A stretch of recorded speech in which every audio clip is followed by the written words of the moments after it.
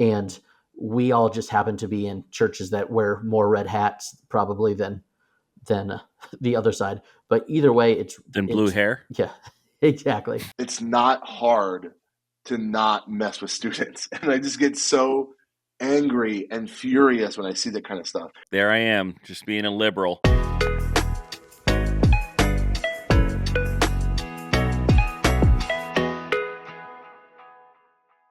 Welcome back to the Practically Pastoring Podcast. My name is Frank, and I'm glad that you are here. The whole crew is not here. We are scattered, okay? I'm up in Pittsburgh right now at the Hyatt Regency at the airport because I'm stuck here. In the Berg? In the Berg. I thought you preached in West Virginia. I did, but to fly into Morgantown, you got to go to Pittsburgh. Take me home, country. Up in Baltimore, Maryland, we got Jeffrey Simpson. Hello. We're actually kind of close right now. We're like a couple hours away. We could touch each other. Here, reach out. I'm touching you. Yeah. We're holding hands. Down in Trinity, Florida, we got Timothy Miller. Hey. Sun's out, guns out, Miller. Let's go. Andrew is on vacation or something. I forgot where Andrew. I don't know where Andrew is. My burrito just obliterated itself on that. Andrew is a field trip dad right now. He's working really, really hard. That's what it is. But there's an airport involved. What kind of field trips are they going on? I have no idea. No, there's a hotel involved. It's a big 8th grade trip, like an overnight thing. Okay. And then Dell's being a dad and taking his kids to like an Easter egg hunt. No, so Dell's being a dad and forgetting schedules. That's what that's what dads do. That is what dads do. And supporting paganism apparently because they're doing an Easter egg hunt or something. Also, Easter egg hunt's like 2 weeks ahead. That's kind of crazy. Ours is this weekend. Let's go. That's awesome. Got a former ball player is going to be the Easter Bunny. Shh, don't tell anyone. Nice. We got two pretty controversial topics today. Okay, one involves a youth pastor interacting with a student that might be uncomfortable, and then we also have a conversation about whether you can be on staff with people who vote differently than you. And so it'll be a good conversation. Before we dive in, I'm going to give a shout out to Church Merch. Church Merch is where you can get merch for your church. As someone who's in the process of getting branding for my new church plant, I've been thinking about shirts and my new church plant. Man, it's happening early. Anyway, go ahead. Oh my gosh, all the things that come along with church merchandise and things like that. I am excited to start working with Church Merch to help with my church merch needs. If you need church merch, go to promotionsguy.com/church merch. The link is in the show notes. All right, guys. Hey, everybody. Welcome to Gil's Gathering, our new church. Glad you're here. It's actually Frank's Fellowship, but whatever. Frank's Fellowship. That's great. Dude, how did I not think of that? Man, what a missed opportunity. Okay, so this question comes from Reddit. And guys, I want to before we dive into this question, I want you to assume the best to the best that you can, but too late. Give him honest feedback. Okay, here's the question. The title of the post was Concern Over Previous Interactions as a Youth Leader. I have a student that I grew up knowing and was tight with her family. The parents used to babysit me, and overall, they were friends. I later on, down the road, became the youth leader at our church, and this student came into the group, and they were going through it. It started when she asked if anyone wanted to go to a concert, or she mentioned that no one wanted to go to an NF concert, and so I said I'd go, and I ended up taking them. The parents knew, and it was good, but looking back, that was a little weird. Then there were times that she was going through it with mental health issues. So from time to time, I would check it on and text. Looking back, though, the texts weren't bad, but it's a little weird that we had those interactions. I also took her to a movie with her friend and with her and her boyfriend at the time. Went to lunch with her and her other boyfriend, and then one time she asked me to go to dinner because she wanted to talk, and I agreed. So we went to Cracker Barrel, and it was just us. Very weird. I did take other students to lunch as well, but overall, that was just weird. Overall, people, see me as a trustworthy guy, but I don't want to take advantage of that. And if a student wants to do any of that now, I definitely either say no or just make sure me and another leader both go. I plan on bringing this up to my lead pastor this week, but I can't stop overthinking it. Guys, All right. what do In you got? the best case scenario, kudos to you for realizing that this is weird. Also, you said I did this, but now looking back, it's weird too many times in this story, which makes me think there's more instances that maybe you're not even thinking of, or you are thinking of and you don't want to bring it up, because all of us, when we're in a situation where we either are caught in our sin or realize that we're doing something unwise, which I'm going to put this in the category of unwise, based on what I know here, all of us paint ourselves in a better light than the reality. So I'm going to assume the best, but also assume that you're painting yourself, maybe even without realizing it, in the best light you can paint yourself, because all of us do that. So all of these instances, yes, very unwise. I'm going to assume you were pretty young. I also, the big sticking point to me that makes this in the very far into the category of unwise is that this student obviously has a family around. You mentioned both parents would babysit you. And you didn't mention that like both parents got a divorce or separated or anything like that. So this student has both parents in her life. There literally is no need for you to be this person to this student. They have parents, they have a church family. I think one of the dangers for younger men in ministry, particularly when we're young and we're in youth ministry, there is a weird thing that's like built into, I would say, all of us as younger men, where we like to be the hero to people. And in particular, there's a temptation to try to be the hero to like the damsel in distress situation. And that's a little bit of the vibes I'm getting from this. And so what you've done is you have, let's, best case scenario, say unknowingly. Worst case scenario, this is groomer behavior. Let's just name it. That's what this is. But best case scenario, this is unwise behavior that's creating a codependency. That is not what you want. You do not need to be the hero to this young woman, to this girl. And you're right, going just the two of you to Cracker Barrel, very weird. I hope you didn't drive alone to Cracker Barrel, because that makes it even worse. And you named the issue that people see you as a trustworthy person, but you don't want to take advantage of it. And my advice to you would be, then don't take advantage of it in any way, shape, or form. Be above reproach, or else you're going to disqualify yourself from ministry biblically. So I'm glad to hear if a student wants to do any of that now, you definitely say no.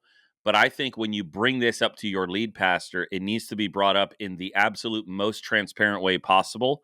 And you need to throw yourself onto the kind of the mercy of your lead pastor and really be willing to submit to his leadership. He may say to you, you know what, maybe this happened. I don't know how long ago this happened. Maybe this happened recently enough that he might say, you know what, we need to pull you out of youth ministry for a while. He might say to you, you need to resign.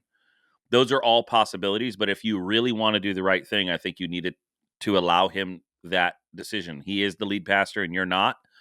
And I understand the overthinking it thing, but if you're coming to this realization now, the path for restoration for you is through the discomfort of being very, very transparent about this with your lead pastor.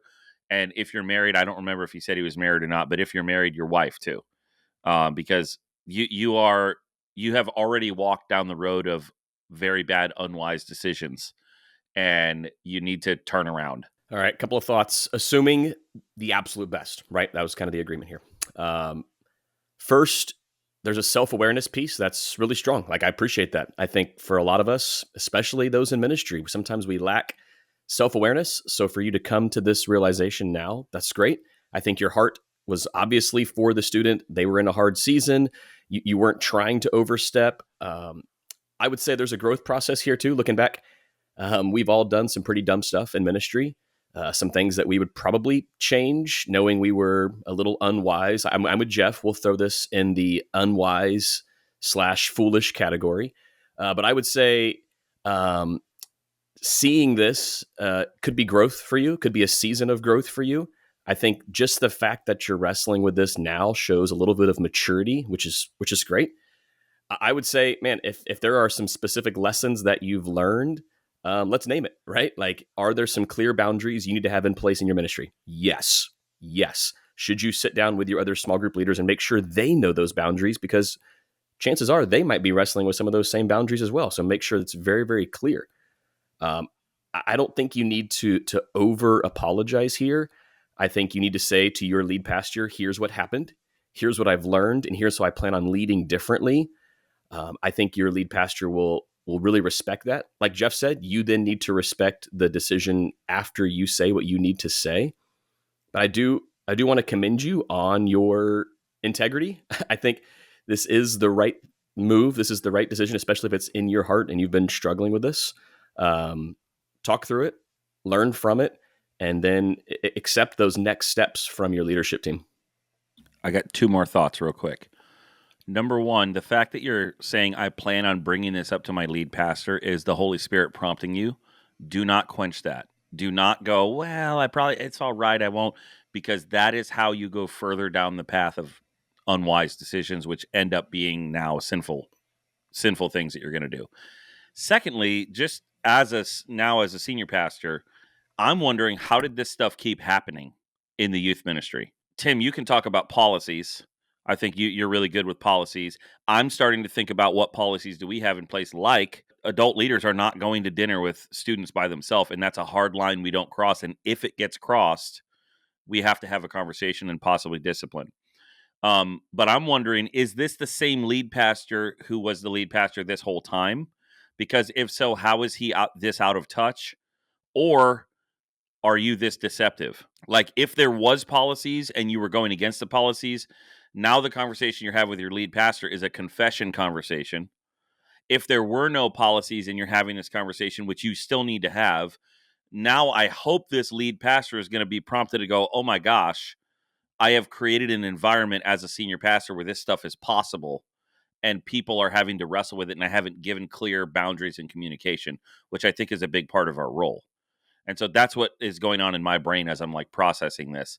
Wait a minute, as a senior pastor, how is this stuff happening in the youth ministry? And I have no idea about it. And a guy's coming to me, I'm going to assume a year later, 2 years later, to tell me 3 or 4 instances of that should have not happened. So I don't know if Tim, what policies do you guys have for this kind of stuff? Yeah, I mean, we do have a policy in place of no one-on-ones, period. It's always a group setting. It sounds like this boundary was not in place early on in family ministry. We have that in place across the board for all family ministries, whether that's student ministry or kids ministry. And we even have a policy where it's not a husband and wife alone with a student too. Yeah. Gotta have that. That's part of the policy as well. So I think we don't allow like family members to work together in the nursery. Right. So this needs to be in writing, and I'm just going to assume the absolute best. Maybe this is just not something that's been discussed before, and it's being discussed now. Great. Let's get it in writing before something catastrophic happens. And there's a grievous sin that you guys are now having to struggle through as a church. So let's assume and trust the Holy Spirit's working here. And this is going to be your leading and prompting to get these policies and procedures in place.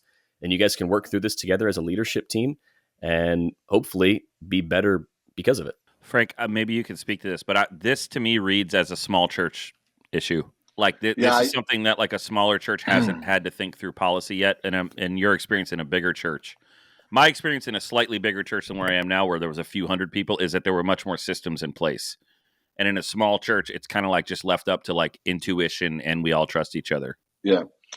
If you in the comments of this post, they say it's a small church, and it wasn't until recently that they created policy for this. So it seems like the policy came in after these incidents. But I don't know if at the time of the policy that came out, I'm wondering if the policy came out and now he's thinking about his interaction with this person. Not that the policy was prompted by this stuff, but that the policy and he went, oh my gosh, I didn't even realize. That's best case scenario. Yeah. And because of like, I don't know. Again, there's some context clues here. Like the parents of this girl was babysitting him. I'm wondering if this guy is like sub 25. Like very young, very, very green. Which and like the babysitting thing and the connection to the family does make the boundaries blurry, which is why as a senior pastor, you want to make clear boundaries.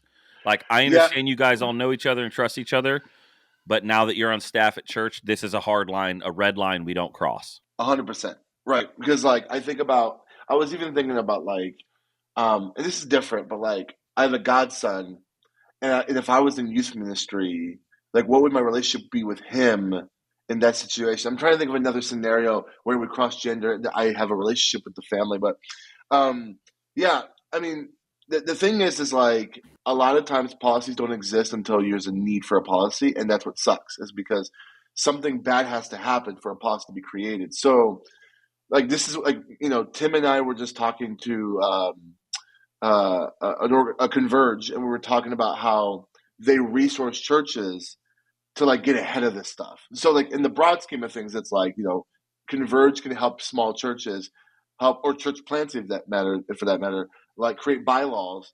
So that way it kind of protects you before you even have to think about, oh, I need to put these things in place. They're like, here's a standard bylaws that would help you. And I think in the same way, it's like giving you policies ahead of time would be great. To a certain extent, again, I'm not trying to put the weight of this on the church. It kind of set up this youth pastor to fail a little bit because of the fact 100%. that there was no policy in place. And so, Andrew, mute your mic. Thanks for joining us. But like, yeah, I don't know. A lot of this makes me uncomfortable. What you said, Jeff, is true about like because they're family friends that this makes it a little bit more complicated. But man, like Tim's right. Both you and Tim are right. Like I don't know how the conversation with the senior pastor is going to go. If the conversations on the text are like still there, I would encourage him to be like, if it is all, I mean, not if it's all above reproach, that sounds bad. I hope it's above reproach, and I hope they can see, hey, I think looking back, maybe she's being weird towards me, and I want to protect myself. But if the text messages were him being inappropriate, I mean, he should just resign at this point. Like that's the case. But yeah, like even small churches, like Jeff, I know you guys have a youth person, and from what we've talked about, this is kind of like the first entrance into youth ministry, at least in a few years. Since I've been Andrew, here, yeah, and Andrew, you're leading. By the way, welcome, Andrew. Thanks for joining us. Wherever you are, for some reason you're on a field trip at a hotel room. This could be a policy issue, but For the record, I am just with my child in this hotel room at this point. Okay. We are meeting the rest of the trip. We left early to spend quality Good time save. with the cousins. Yeah. Oh, cousins. So it's not a field trip. I don't know what's going on. Okay, anyways. No, we have a field trip that we are meeting later on today. But Got it. Don't worry about it. Anyways, let's get back to the weird Andrew, youth pastor. You're over your youth ministry right now too. And like it would probably be very easy, especially since like most of the kids in the youth group are your own kids and stuff like that, to like not necessarily create policy because it's just like I'm the lead pastor, all these kids know me, all the families know me. But like it would be wise now, even forward thinking, to like, hey, what policies can we put in place to protect our youth pastor and our students?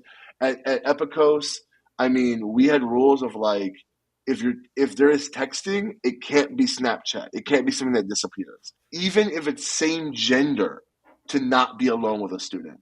That like being in groups is wise, being with multiple leaders is wise. Yeah, we had that rule of like if the leaders are dating or married, it's not like a situation where you can be like 2-on-1 with a student. Like it has to be multiple leaders.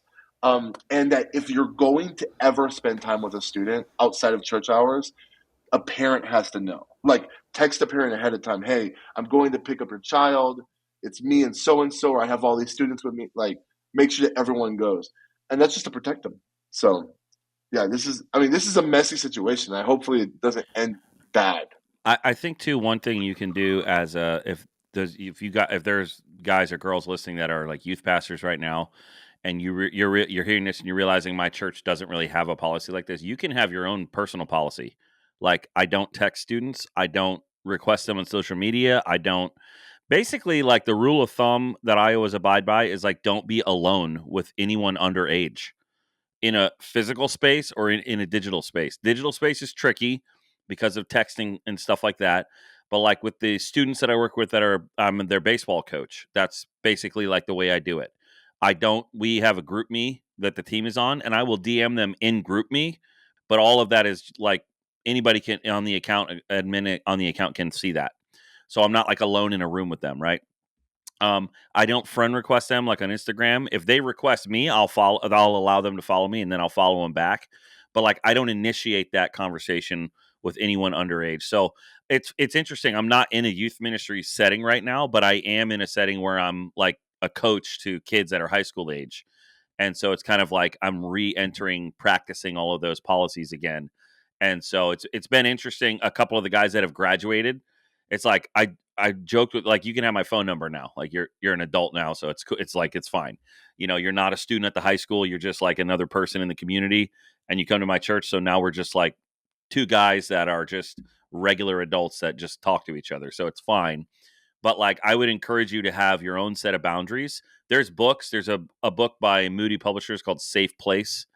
You can read that. That has some great stuff. If you're in a denomination, guaranteed they have some kind of training.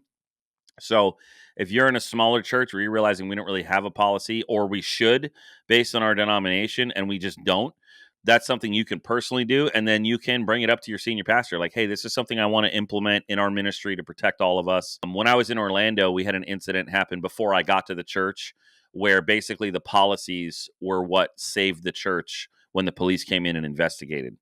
That, like, the accusation was basically proved to be impossible because of the policies and procedures they had in place, that the person was being accused of, I don't remember what it was, but some kind of abuse. And the police were able to investigate, look at the policies that were in place, look at how the church kept records, and realize, like, there's no way this could have even happened. And so it can really be something that's helpful. But Jeff, I appreciate you said, like, not just if there's no policies in place, put policies for yourself.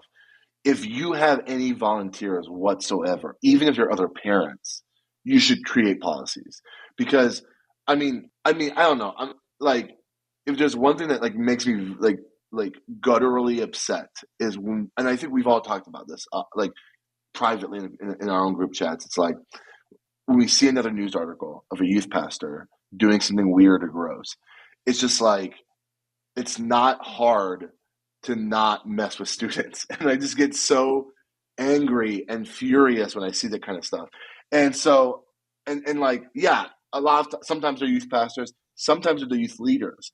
And and like, youth pastors should know better. Adult youth leaders should know better too. But at the youth pastor's sake, they can make a policy to be like, hey, we're going to be on the same page on this no matter what, even if you're a parent.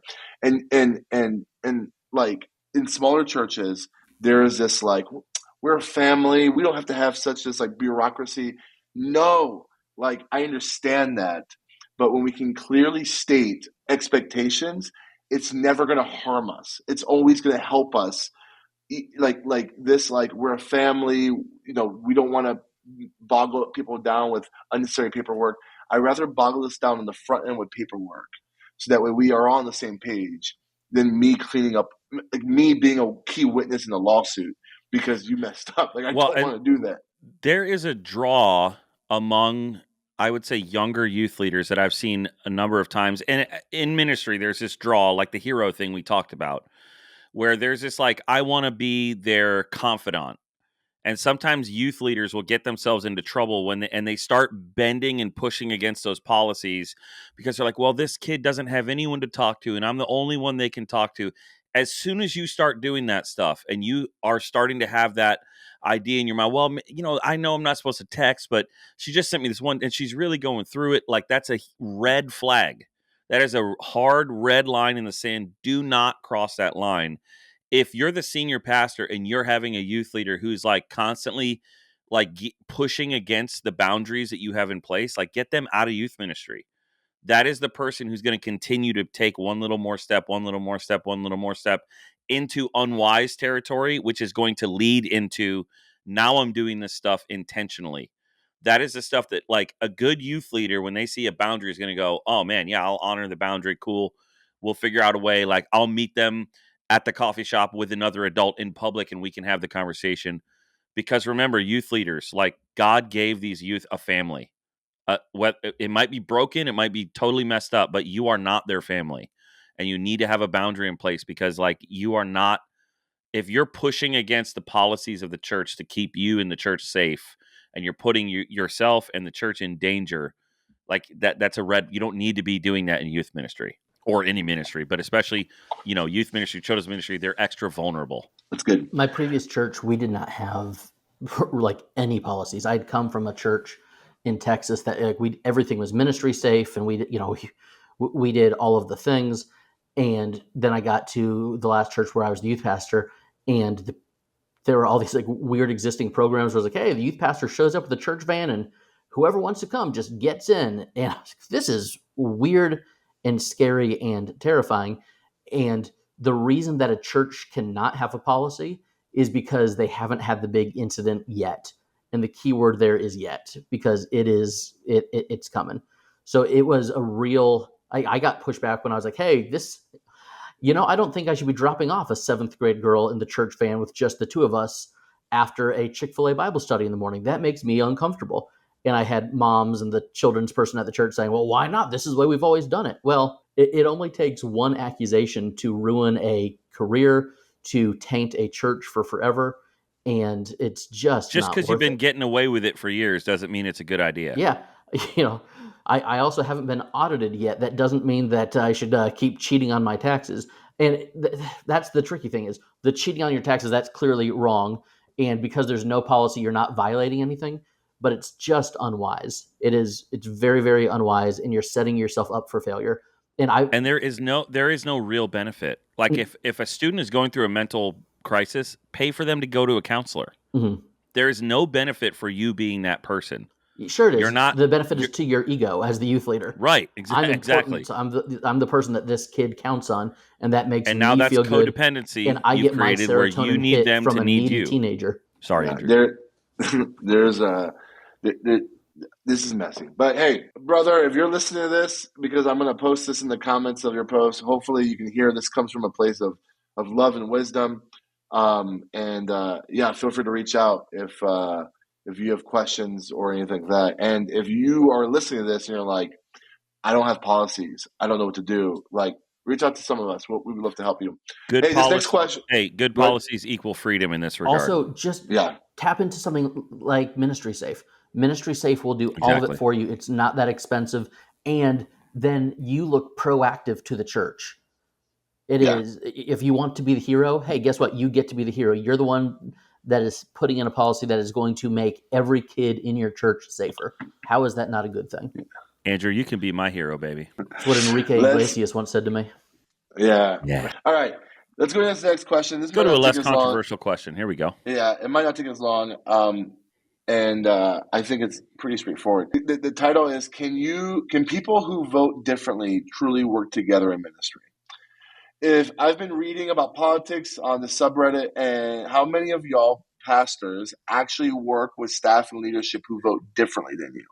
I haven't thought about this as much because the ministry context I'm in right now has everyone in leadership basically voting the same. I honestly don't think about it when interviewing for my role, or even as an issue to consider when looking at positions. I would imagine that could be difficult. That could be difficult in working in ministry with people who vote fundamentally different than you and have different worldviews. Is it possible to move forward in unity? How do you agree with key scriptures when you differ on approach or outcomes? Even just thinking about it in theological terms, it would be difficult for a Reformed person and a Pentecostal person to work together in ministry. I think there could be unity if they really had an amicable relationship and drew on both of their strengths, but there would definitely still be some tensions as to how to apply certain passages, let's say on men's free will and predestination. That already sounds difficult.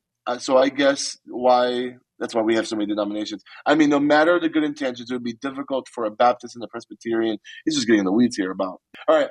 I imagine a Democrat and a Republican working together in ministry might carry similar struggles. I genuinely hope it could work, but maybe they both respect and appreciate each other as Christians, but perhaps they might be too different. Or can it actually work? Can anyone speak to this? Okay, I want to go first to say this. I think whatever political position you hold, what you think is the other side is a caricature. And oftentimes is not really what or how people are voting. What you think, so I'm just gonna speak, like if you're a Republican, you probably, maybe have a very nuanced view as to why you're Republican. Maybe you're just purely a fiscal Republican and you're like, I just want lower taxes, I want whatever the case may be. You're not like checking off everybody, or maybe you're just a pro-life Republican. You're just like, Republican Party tends to be known as pro-life. That's a strong biblical conviction of mine. Da da da da. I've known so many Democrats who are not the caricatures that people on the right paint them out to be. One key demographic that largely votes blue, that have been serving in our churches, that love Jesus, are teachers.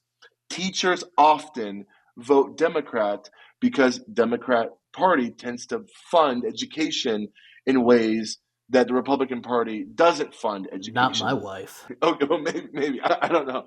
But that's right, your wife is a teacher. I'd be interested to hear, is your house divided, Andrew? Oh, actually, I don't know what your position on this is, but... No, Gotta because out Andrew right now on the podcast. when my wife and I started dating, she had no political You convictions rhino. at all, and so I said, "Congratulations, you now have mine." And she said, "Yes, sir." Nice. That's not at all true. And sweetheart, if you're listening, I'm so sorry. I have been in church where on staff people vote differently, and I remember in the Supreme Court's decision on making abortion illegal from a federal level was very contentious, not just in our staff, but in our church. Now, some people might be hearing this, like, that was contentious in the staff. It's not the caricature you think. No one on staff wants abortions. But there was this feeling, there was this tension that by the act of banning abortions on the federal level, we were holding back women's rights. Does that make sense? So with that tension, people are more nuanced than the caricatures the news tells us. And so even in this question, there is this caricature of like a far right Trump supporter and a far left liberal, and that's just not reality. That doesn't exist. Those two people are not going to often be in the same spaces, and especially in the church, that's likely not going to happen. Even the theological example you gave us is not necessarily like a reasonable example, because He said it himself. That's why there's denominations, and that is why. Yeah, but even then, though,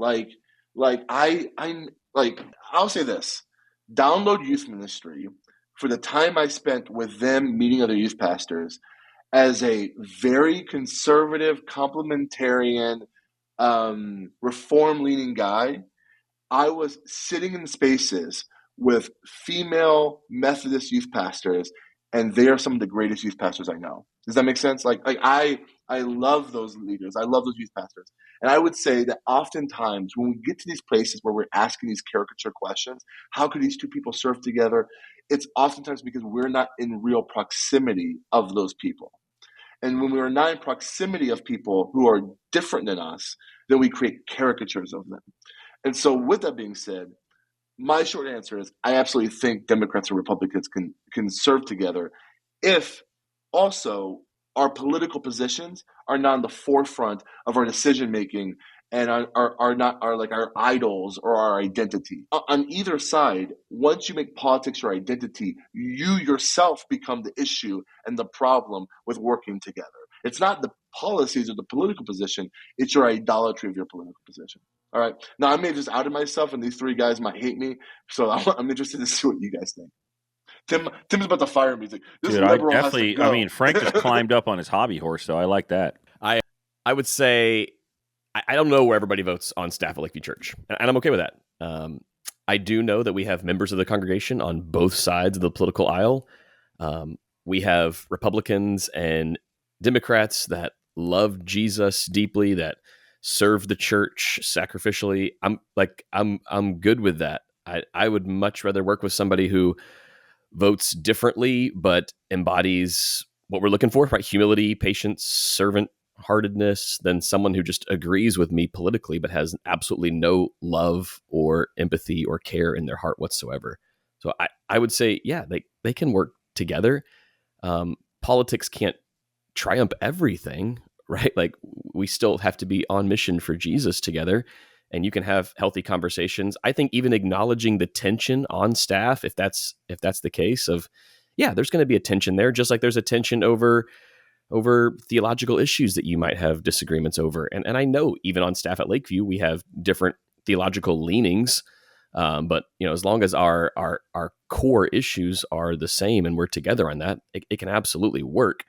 I would say in some cases it might be better that there's a diverse look here, and we're not all this like same robot style. Like diversity can be a really good thing. You got to be careful. Like it could go south quickly if it becomes this constant fight and this constant debate. And if your politics are ahead of everything else, it might not work. Sure. But if your love for Jesus is first and foremost, then I think you can work and serve side by side. I'm going to guess, based on part of the tone of this post, that the original poster has not spent a whole lot of time in ministry. And they might be like 24, 25-year-old recent Bible college grad seminary student, because the denominational lines are so much more obvious there than they are in real world ministry. And I think a lot of the political lines are similar. Frank, I think you nailed it when it comes to identity politics. If your identity is your political party affirmation, well, then there's going to be a real issue with whatever church you're trying to serve at, one way or another. Unfortunately, in our culture, one side seems to make their being allegiant to their political, that's not both sides, and churches that are popular with both sides tend to make your political party as much about your faith as anything else. And we all just happen to be in churches that wear more red hats probably than the other side. But either way, it's blue hair. Yeah, exactly. Either way, it's not right. But I think the more time you spend in ministry, the more time you spend actually getting to know people, the more nuance you see. The previous church that I served at was a very conservative Presbyterian church, and there was a big staff change happening. Our senior pastor was about to retire, but trying to hold on as long as possible for Social Security benefits, and families were leaving because there was a guy with Alzheimer's at the helm. And we had an elder at an elders meeting, like literally pound his fist on the table, talking about how our church was losing our Presbyterian distinctives by having me kind of lead the staff as someone who was not historically a Presbyterian, and just some of the programming that we were having.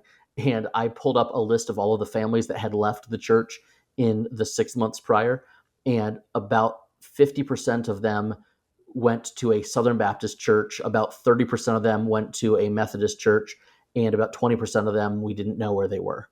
So I said, no. Did you pull this list up in the meeting? Oh, yeah. I said, you're worried about losing receipts, Presbyterian dude. distinctives. The people that are leaving don't care about our denomination. Andrew said we're losing Presbyterians. Yeah. And if you look at that's why the rise of the non-denominational church is so huge in the States, because our denominational distinctions don't matter as much anymore. And that's probably a good thing.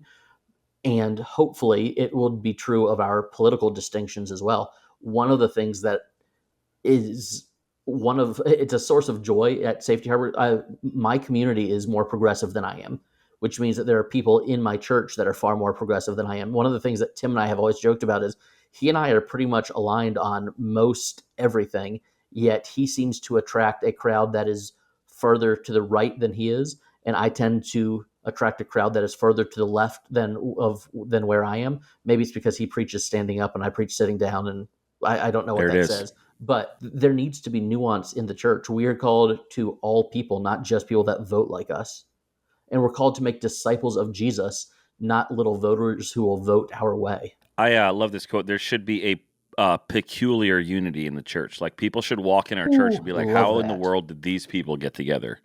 And in my church, ethnically, that's definitely the case. And politically, it's for sure the case. And that's partly because where I live is a very diverse. I mean, I live in close proximity to the nation's capital, and so you have pretty wide representation. There are people in my church who work for many people in my church who work for the government, some of which are not getting paid right now. So that's a whole issue. But, if Jesus can call Matthew and Simon and Zealot, I mean, this can work out. You know what I mean? So they were very politically different. Those two men that were in the 12 disciples. And so, this is a very particular issue, which Andrew likes to bring up. Hit me with it, Andrew. What kind of issue is this? We didn't plan this. Come on. It's a discipleship issue. I'm sorry, I Thank was you. sending a text message. Thank you. Appreciate that. It's a discipleship issue / a maturity issue.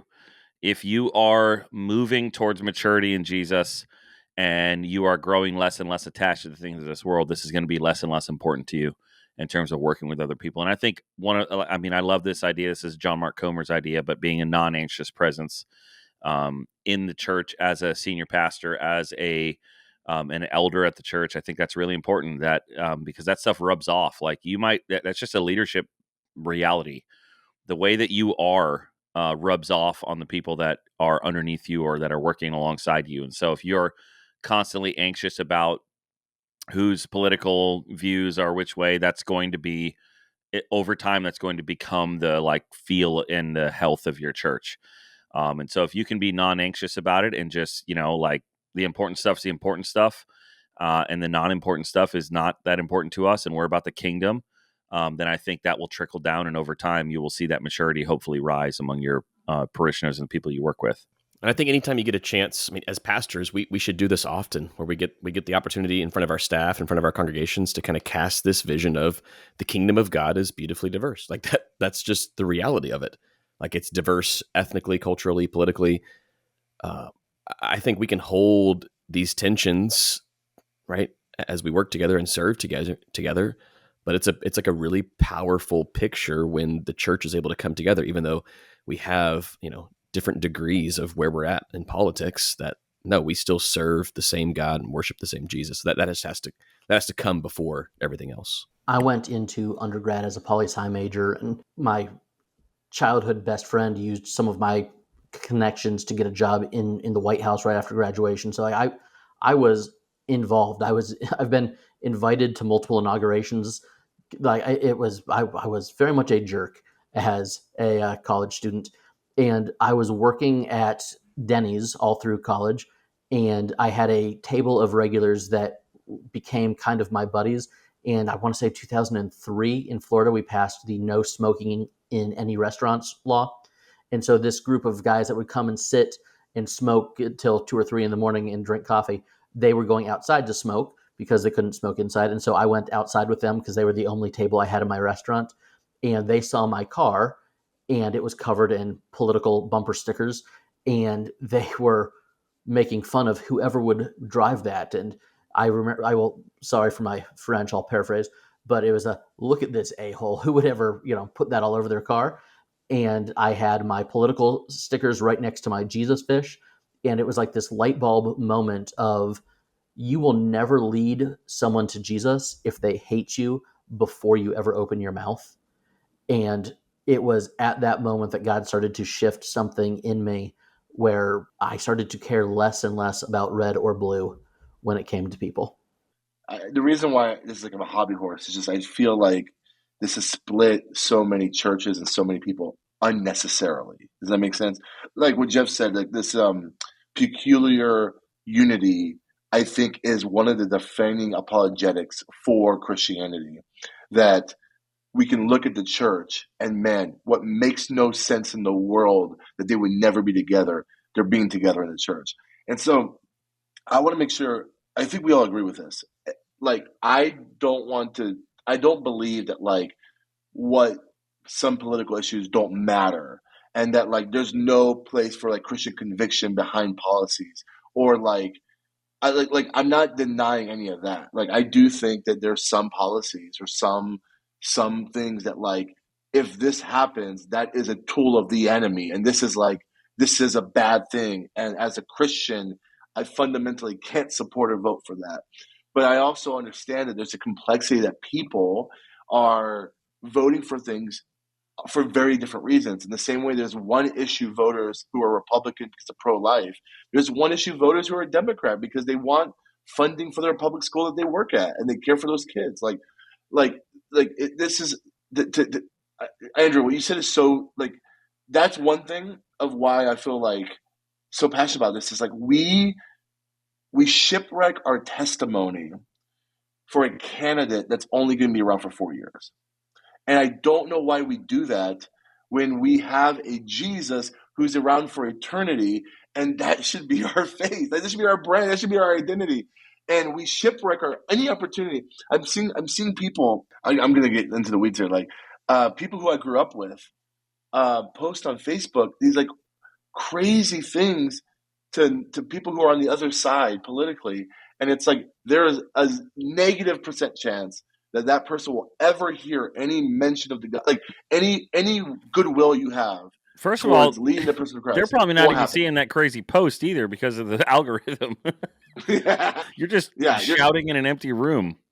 For sure.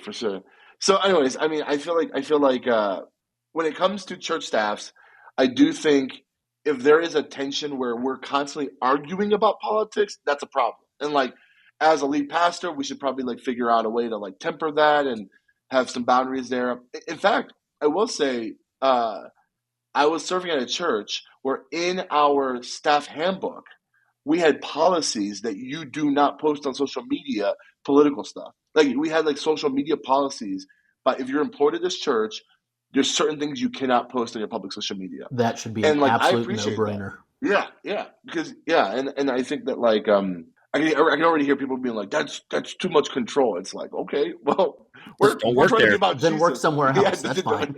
Guess what? It's America. You don't have to work there. Yeah. But like I've worked with people on both sides of the aisle, and what I love about those people is that when their faces come to my mind, I don't think about their political position. I think about their faithfulness to Jesus and their desire to see the gospel proclaimed, and it's so good. So, anyways, any other thoughts before we wrap up? Yeah, some of my I was least just gonna favorite people are people that I would probably agree with politically, but they're just such jerks about it, and they're in the church. Not my church, but like some of my least favorite Christians, pastors, thinkers, or whatever, are people that are hijacking the message of Jesus for political points, and boy, they're just jerks. I was just going to say I was listening to The Bulletin, which is Christianity Today's podcast, and they had that's liberal. We know which side Jeff votes for. Yep, there I am, just being a liberal. My friends that are listening to this are laughing, and so they were talking about they had I think it was like a scholar. It's on the most recent episode. They had a scholar on who works in Europe. And he was just saying how when he talks to European pastors, they are what we view it as Americans. We view them as being like cowardly because they won't say anything because that's American culture that we don't even realize we have. Like you need to speak up and you need to say the truth. That's a very American like aggressiveness. And he was saying European pastors don't say anything a lot of times politically because their thought is as soon as I open my mouth and say this, I'm alienating a bunch of people away from my congregation who need to be cared for as well. And so they're not doing it out of cowardice. They're doing it out of like their own convictions of wisdom of, I am trying to intentionally be as uniting as I can be. And, I like the idea that like we should think of politics almost like we think of sports if you're a sports fan. So our team is Kingdom of Heaven, right? And like the policies and the politicians are like members on the team. And if they're not getting it done for Kingdom of Heaven stuff, then like we get rid of it. The problem is when we make our team Republican or Democrat and we're all about the players on the team instead of like the goal of the team. And so I just think like as a lead pastor, it's like I want to constantly be talking about the Kingdom of Heaven and what values the Kingdom of Heaven cares about because neither side in American politics has policies that are good for the Kingdom of Heaven across the board. Both sides, the idea of being politically homeless, I think is just like, that's just who we are. We are politically homeless and this is not our home eternally. So, I mean, deal with it. But be honest, one side loves Jesus more than the other. You have to admit that. I don't. Anyway, That's people say that, right? All the yeah, time. no, they do. Like when we say we're I close know. to I hear homeless. what you're saying, Pastor, but make America great again. Am I But right? That's what we're going to say as soon as we sign off on this Yeah. podcast. We'll all check in with each other to make Listen, sure. I don't care if you got green hair or a red hat. You got wrong stuff in your party, okay? That's a tweet. All right. Well, hey, this has been a good episode. It's actually one of our longer ones. We hope that if you're offended, you will just block us and never talk to us again. But if you love what you hear, you love what you see, go give us a 5-star review on Apple Podcasts. Share it with a friend, and join our Facebook group.